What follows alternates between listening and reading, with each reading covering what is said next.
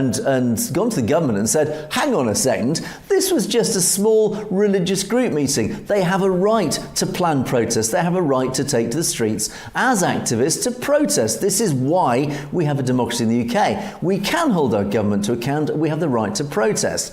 Now, when we look at the history of youth demand, previous demonstrations by them included 3 people hanging a banner and laying rows of children's shoes outside Keir Starmer's home last year, following which 3 people in their 20s were handed suspended prison sentences.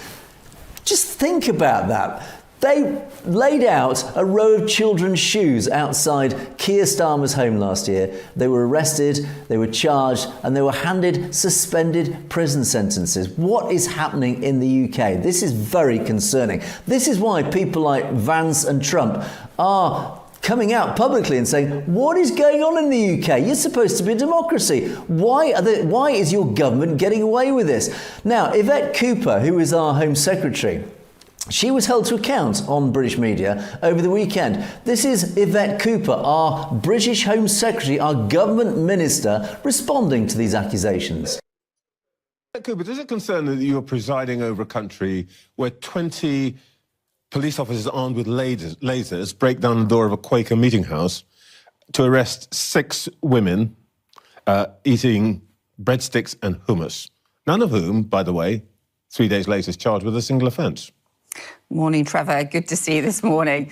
So, as you know, we have operational independence for the police in this country. I've made clear to policing that the priorities, the government's priorities, are around serious violence. We have them set a mission to halve serious violence over the next 10 years.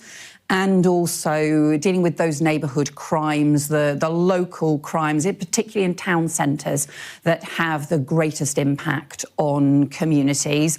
The police do have operational independence. They have to take decisions, and there will be decisions that they take that do need to have greater scrutiny. But those are matters for chief constables, or in the case of London, for the Met Commissioner, rather than for the Home Secretary. But this comes... No, we have a long tradition, not just of free speech, but of freedom of assembly, of a whole series of different freedoms that are really important in the UK. It's a great long tradition, but it seems to be we also have an important tradition of independence for the police, and the police need to operate without fear or favour. I think that other case...